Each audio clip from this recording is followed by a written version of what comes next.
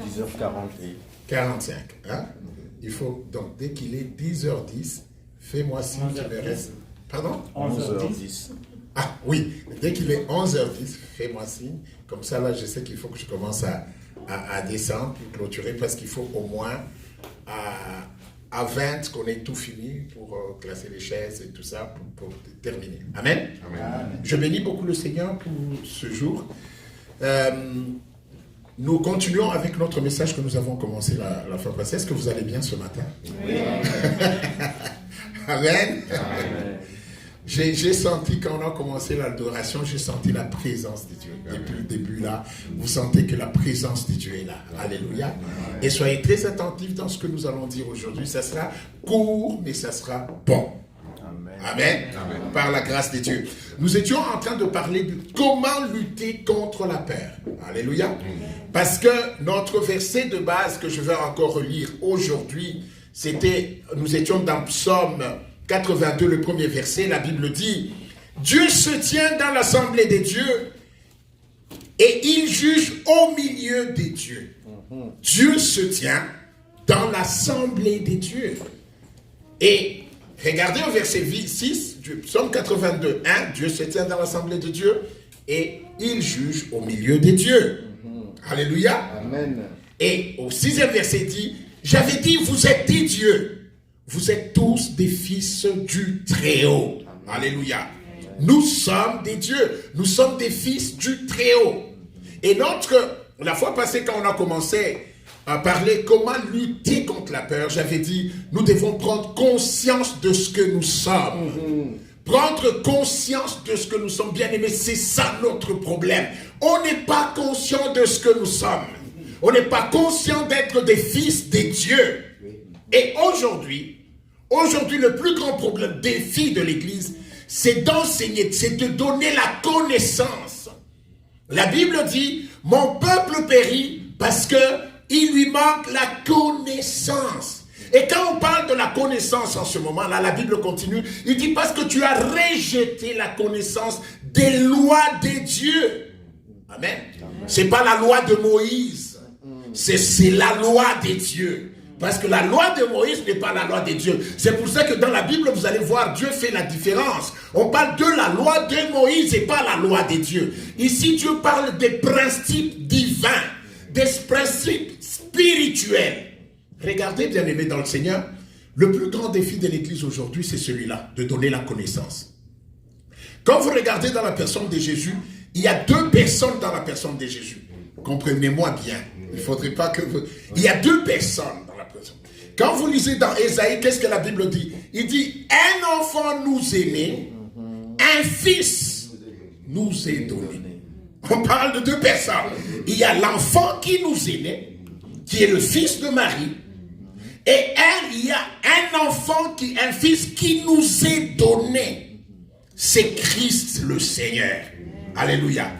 Il y a ces deux personnes, parce que Jésus est 100% Dieu et 100% homme.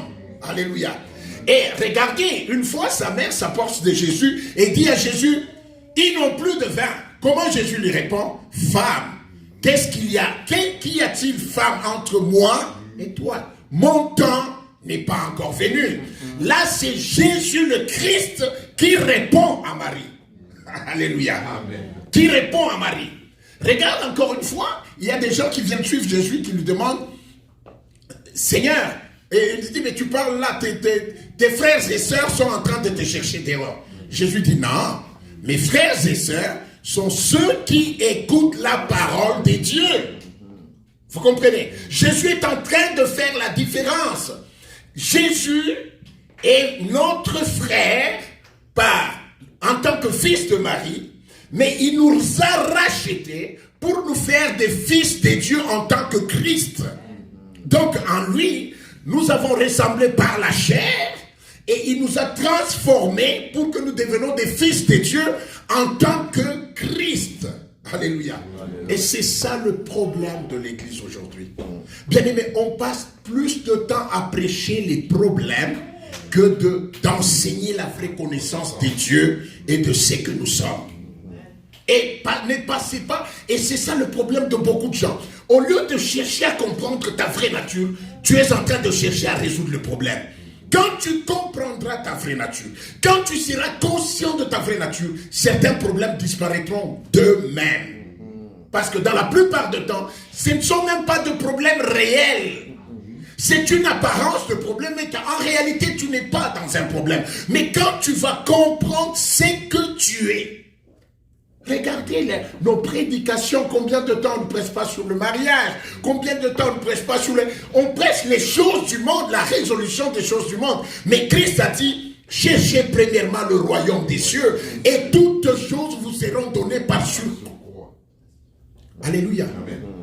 Donc vous comprenez que notre problème, c'est de comprendre. C'est la vraie connaissance. Tout ce que tu vois comme problème, ça ne va pas exister. Quand les apôtres voient la tempête, c'est un problème. En tant qu'humain, c'est un problème. Quand Jésus regarde la tempête, c'est une opportunité. Il dit, mais comment vous ne pouvez pas saisir cette opportunité? Ça dépend avec quels yeux tu regardes ta vie et tes problèmes. Quand tu le regardes avec les yeux du fils, du frère, du fils de Marie, tu vas voir des problèmes. Mais quand tu le regardes avec les yeux divins, tu vois, c'est une opportunité, ce problème. Parfois, un problème cherche à démontrer ce que tu es réellement. Parce que souvent, on ne se connaît pas. Nous ignorons totalement. Mais dans un problème, c'est là que tu sais, est-ce que je suis vraiment comme ça? Alléluia. C'est dans un problème où ça t'apprend aussi à connaître Dieu. Amen. Et c'est ça le plus grand défi de Dieu et de l'Église. Aujourd'hui, si je dis ici, on va avoir une prière pour quel sujet? Pour acheter un avion. Pour acheter un avion ou pour un problème juste matériel. Ok? Vous verrez, il y aura plein de gens. Parce que les gens ne comprennent pas que notre problème, c'est pas ça. Si tu commences à chercher les problèmes, il y en aura toujours et toujours. Cherche à trouver ta nature.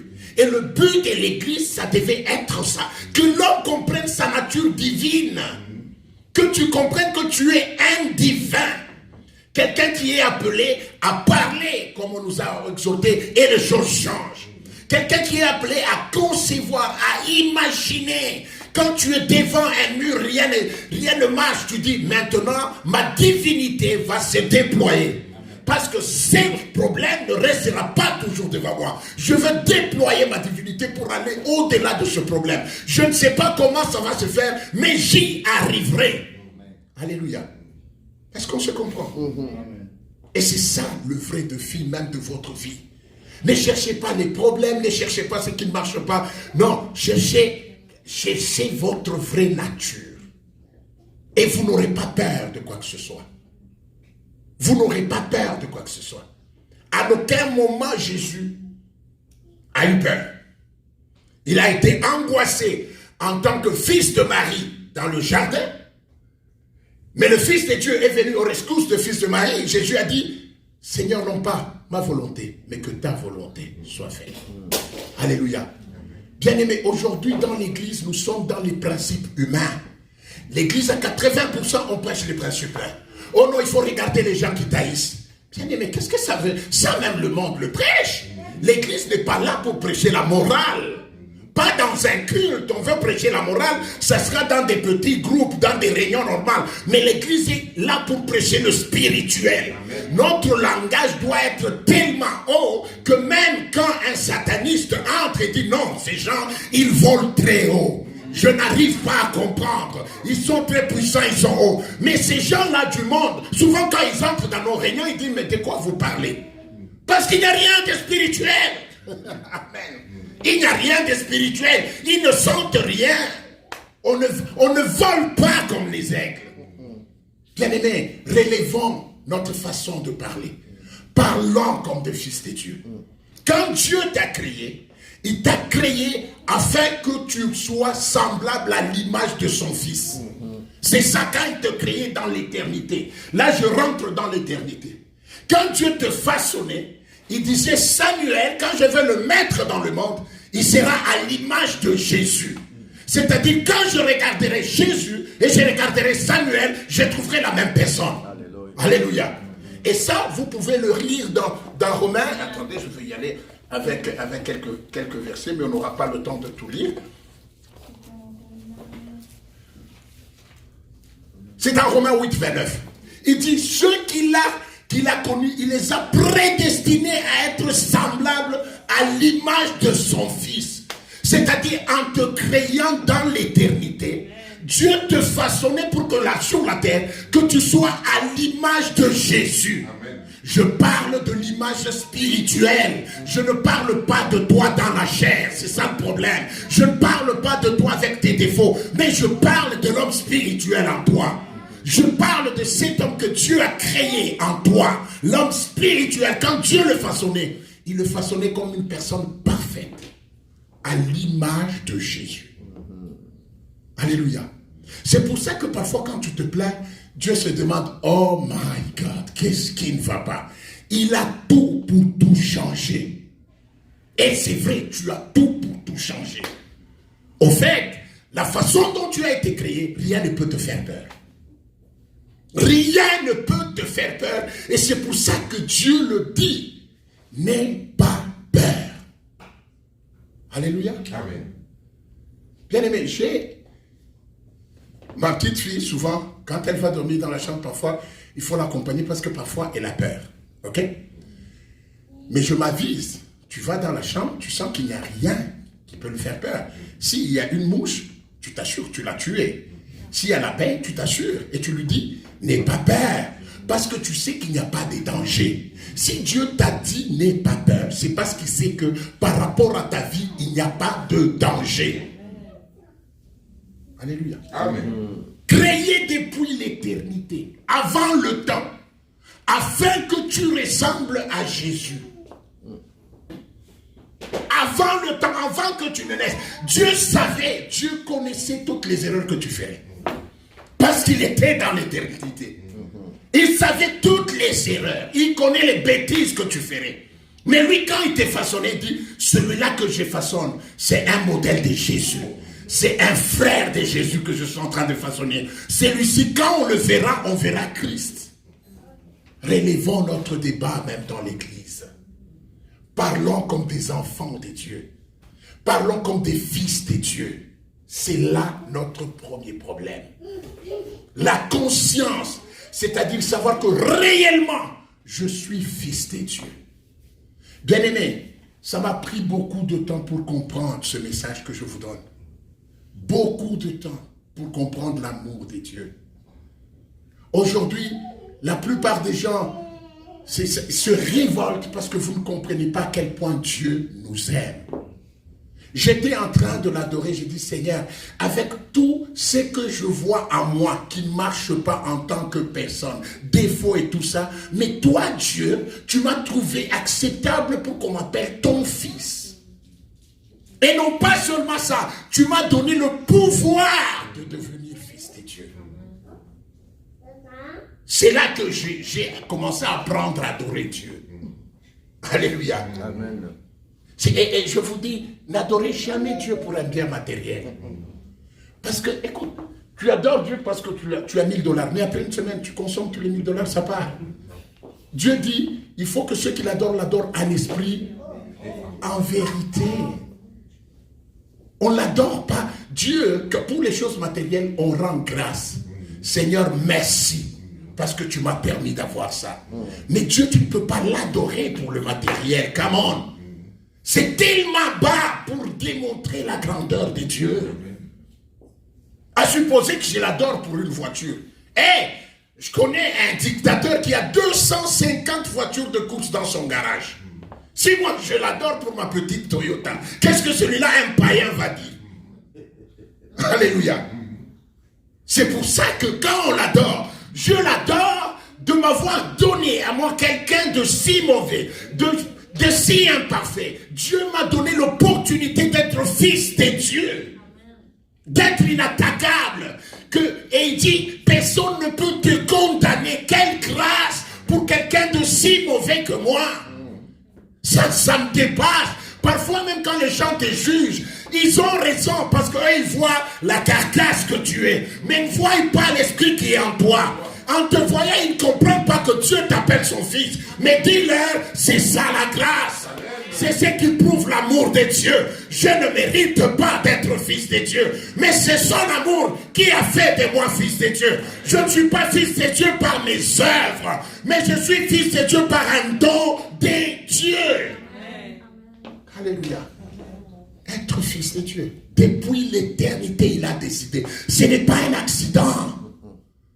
Dieu n'agit jamais dans le présent. Il agit depuis l'éternité. Il avait déjà tout fait.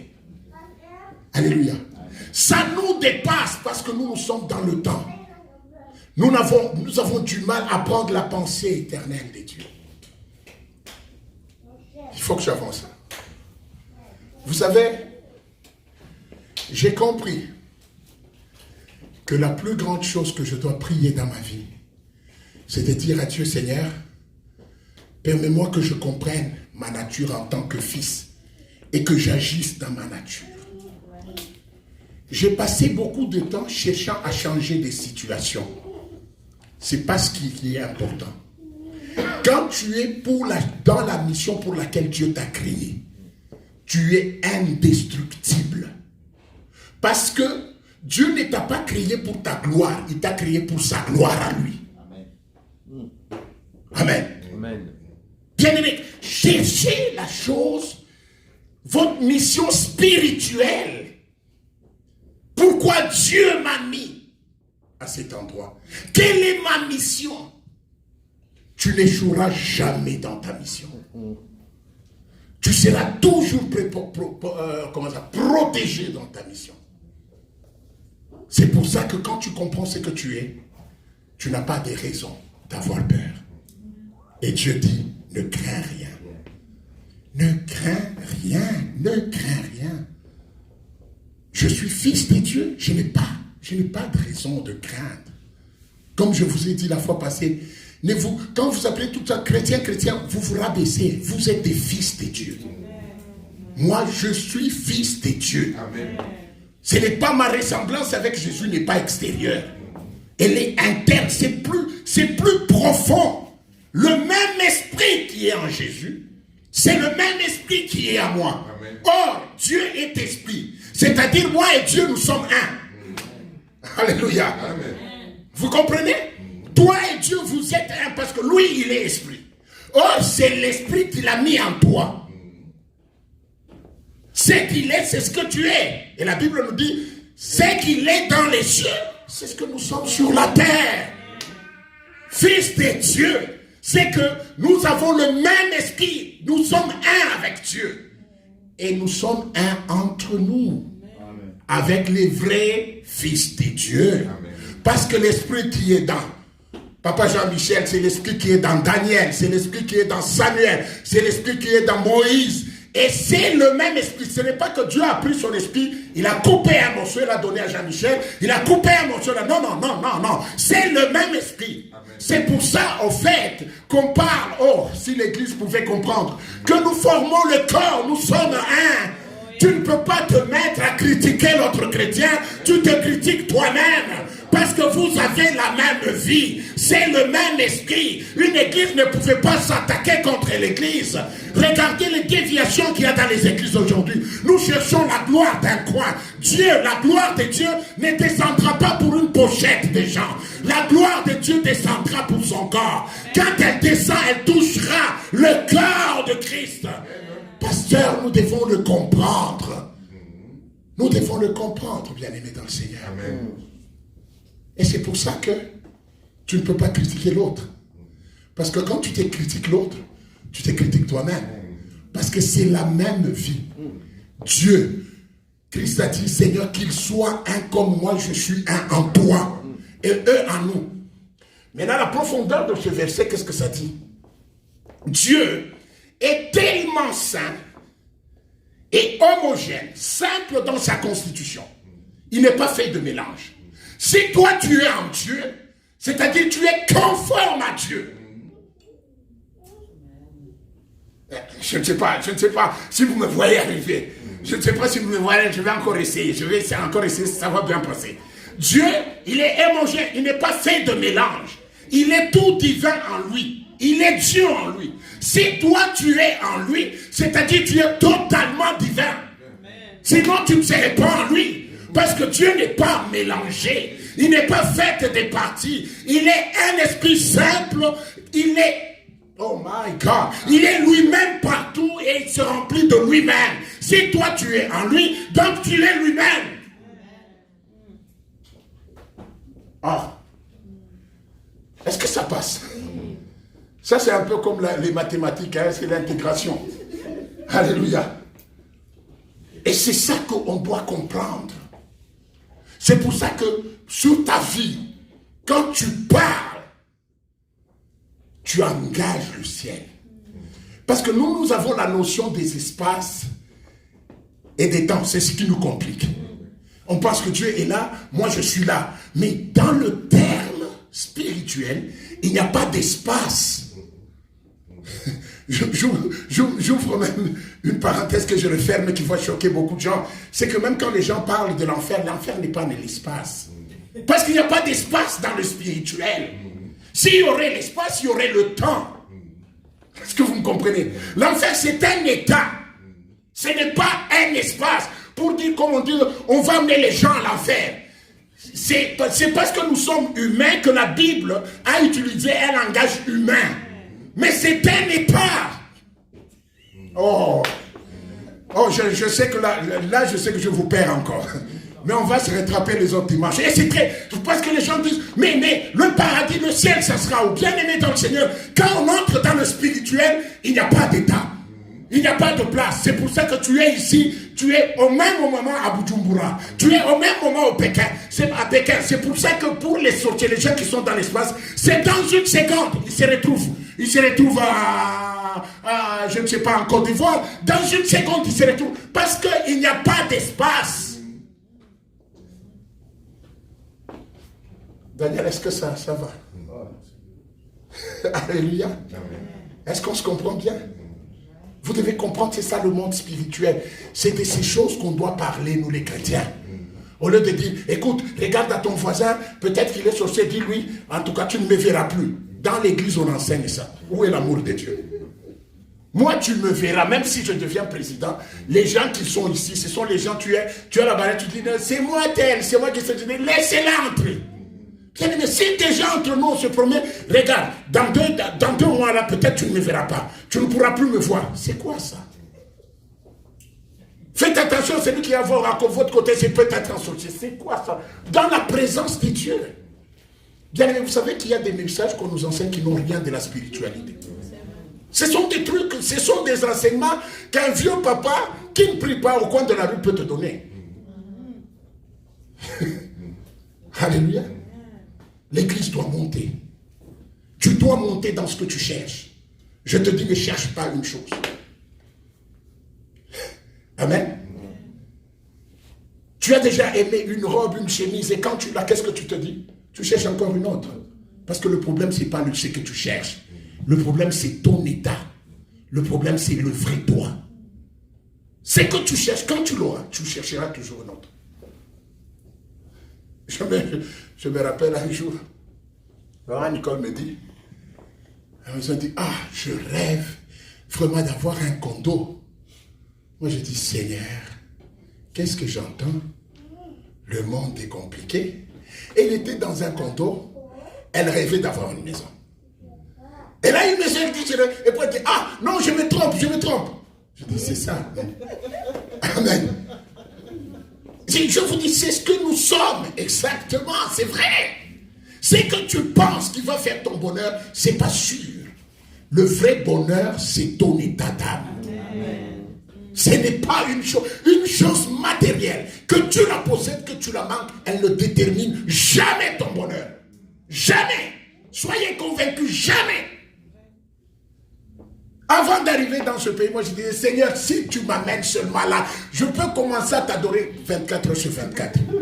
Seigneur, moi-même torchonner les routes là, je vais le faire. Je ne vais rien te demander. Alléluia. Amen. Tu vois, quand tu as quelque chose que tu veux, tu promets des choses impossibles à Dieu. Dieu dit, je te connais, petit. Tu parles trop, calme-toi. Tu vas y arriver, on va voir. C'est ça. Quand je suis arrivé à cette prière, je l'ai... Parce que le matériel ne peut jamais te combler. C'est ton état d'âme. C'est l'esprit. Alléluia. Et ça, il faut comprendre ta nature. Tu n'as pas été créé pour être comblé par le matériel. Jamais. Dans ta nature, aujourd'hui, on peut te donner des garde-robes d'habits. Tu sortiras, tu en chercheras toujours une autre que tu n'as pas. Alléluia. Amen. Comprendre notre nature. Je suis de la nature de Dieu, je ne crains rien. Amen.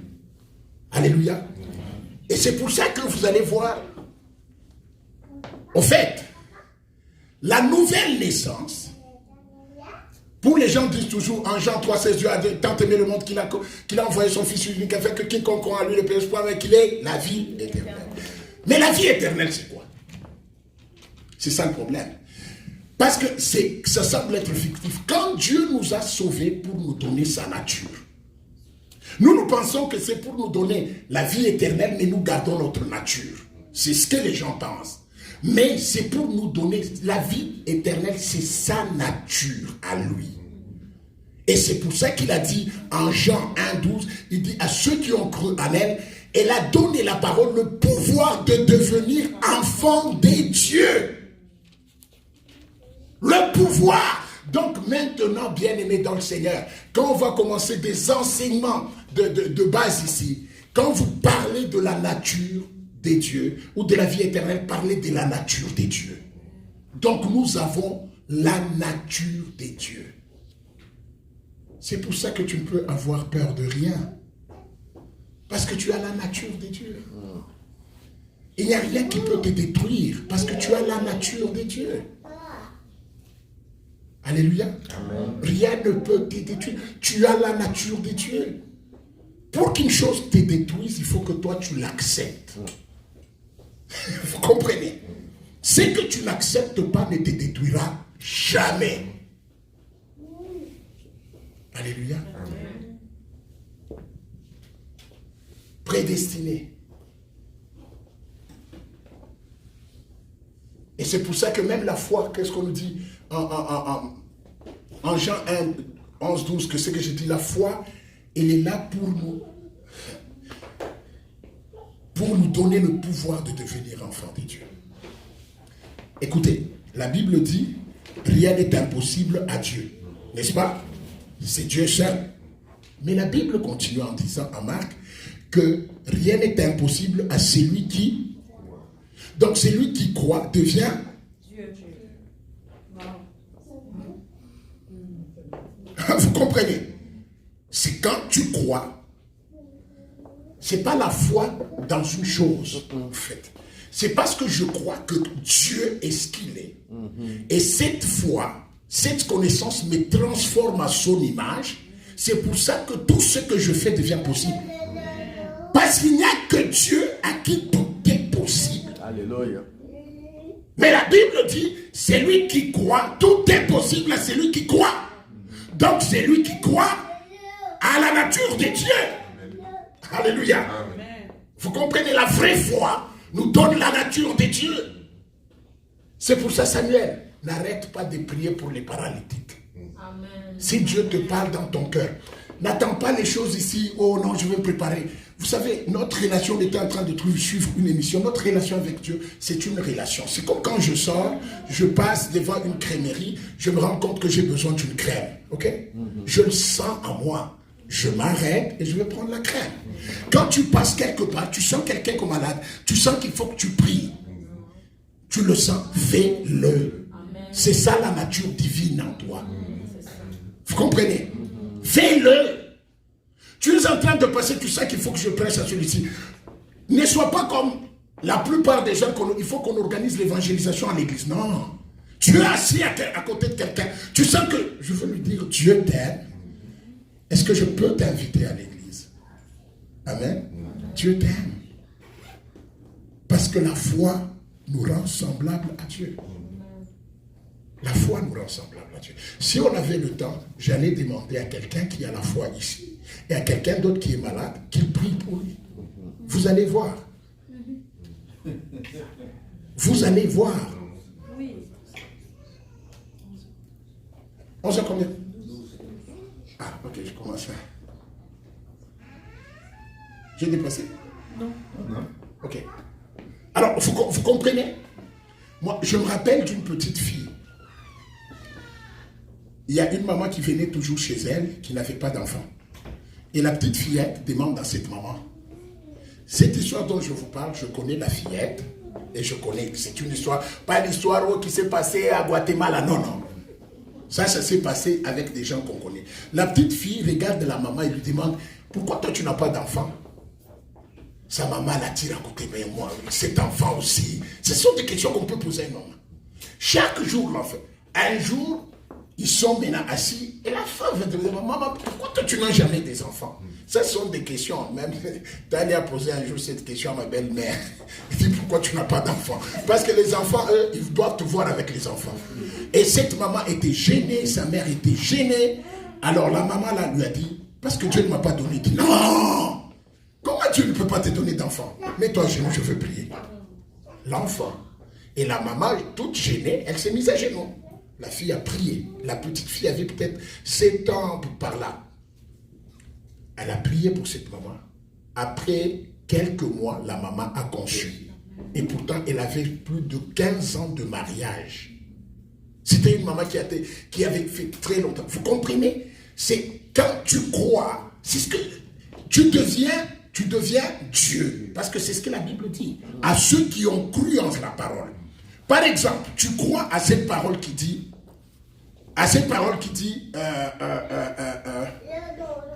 vous êtes la tête et non la queue. Quand tu crois à cette parole te donne les capacités divines. Elle te change. Au fait, tu deviens semblable à Dieu dans cette chose-là. Alléluia. Amen. Donc, tout ce qui n'arrive pas dans ta vie, il ne faut pas... Oh Seigneur, tu n'as pas encore fait. Dieu te dira, non, c'est parce que tu n'as pas encore cru. Tout ce que tu n'as pas, c'est parce que tu n'as pas encore cru. Alléluia. Parfois, nous pensons que nous croyons. Non, on ne croit pas. On a peur. Nous croyons croire, mais c'est la peur. Mais quand tu auras cru, tu verras la chose. Alléluia. Parce que rien n'est impossible à celui qui croit. Et Dieu ne mentira pas. Amen. Tout ce que nous avons, c'est pas tout ce que nous n'avons pas, c'est parce qu'on n'a pas encore cru.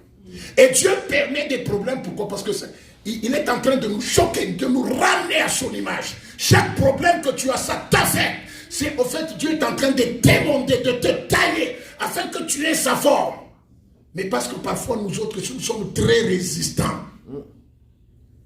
Très résistants. Alléluia. Amen. Amen. Il faut que je termine dans les 2 minutes qui restent. Ah, Dieu, ça c'est un verset que j'aurais bien.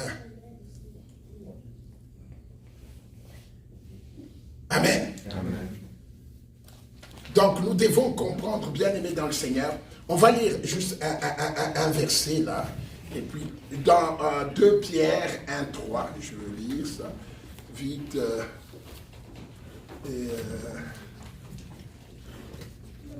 1 Pierre. 2 Pierre 1:3. Attendez. C'est 2 Pierre 1:3.